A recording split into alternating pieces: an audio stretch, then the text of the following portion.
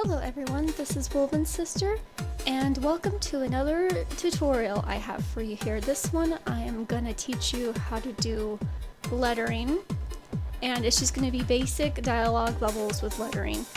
I also want to teach you how to do, special sound effects, and all the different like rotations and dimensions and all the other fun stuff you can use with sound effects. But I'll do that in a different video because I don't want these videos to be too long.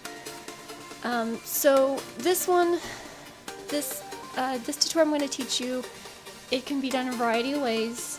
I mean, there are some digital art programs that already give you pre-made dialogue bubbles that all you have to do is just, implant into the picture and then type over it and all that crazy stuff. But those are like usually like Manga Studio or something like that have that option. But for the rest of us that don't have it, well, I do have Manga Studio, but I don't use it very much anymore. But for the rest of you that don't have that option, this method I use can kind of be used in any different digital art program. But as I say in every video, you just kind of need to look around and experiment and test it out, because like all these tools that I used are always placed differently in each digital art program, because that's just how it is. Everyone's set up a little bit differently. But anyway, let's get this ball rolling. So what I'm gonna do first is, just because I like to keep it organized and nice and neat, is I'm gonna come down here to the layer section and I'm gonna hit this folder button to create a new group. You can also go up to this layer section here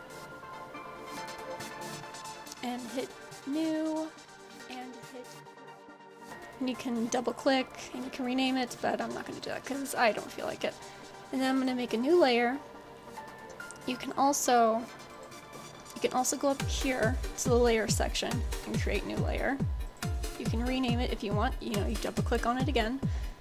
You double click on it again, you can create a new layer. I mean, you can rename it, I'm sorry. So anyway, we have our new layer. We're gonna select it. And now what I'm gonna do is I'm gonna come up to the selection, no I'm not. I'm gonna come up to the lasso tool and make sure you have the lasso tool selected. And what we're gonna do is, let's have it somewhere kind of easy. So let's put it right here, just so you guys can see. And I'm just gonna make a little circle. So we have that. Now we need to make the tail of the dialogue bubble, just so you know where the dialogue is coming from. Now, sometimes you don't have to add in a tail if your character is like the only one in that panel.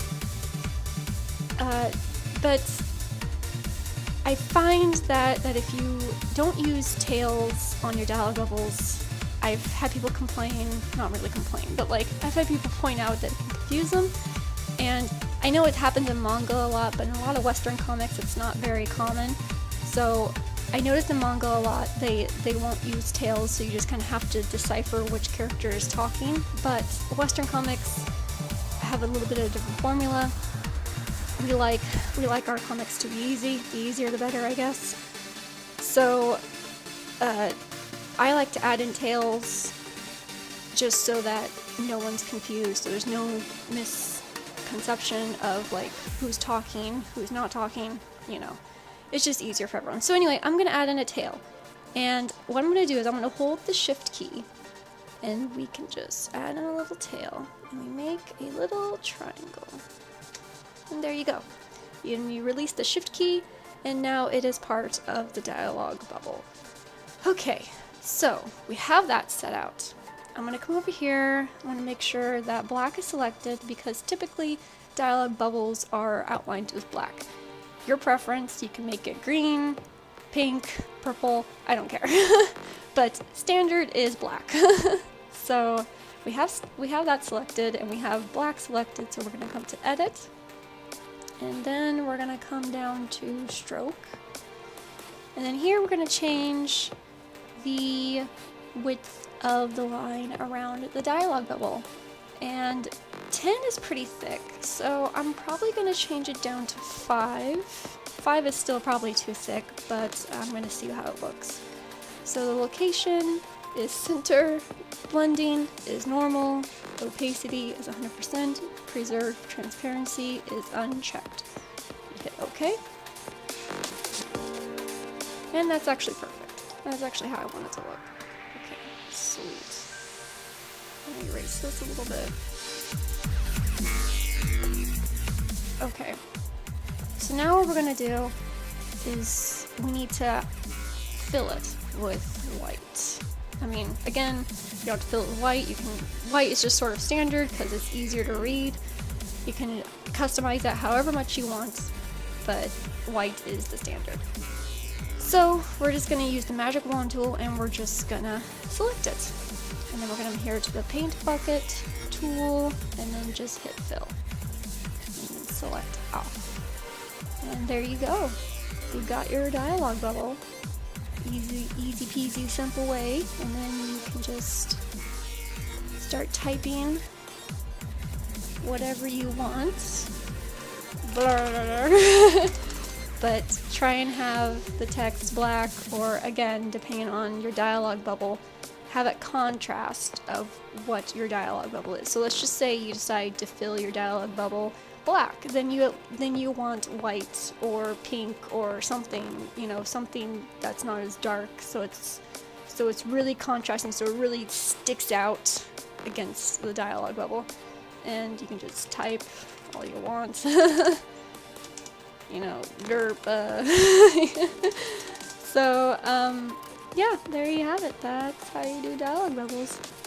If you guys have any questions, comments, or suggestions for more videos that you would like to see, just let me know. Anywhere on my channel. It can be, you know, down below, anywhere really. You can hit me up on my Facebook or anywhere really. I'm pretty easy to find online. And just let me know if you have any other suggestions for videos, and I can see what I can do. But thank you guys so much for watching, and please remember to like and subscribe if you enjoyed this video or if this video was helpful in any way, and I will see you guys next week. Bye!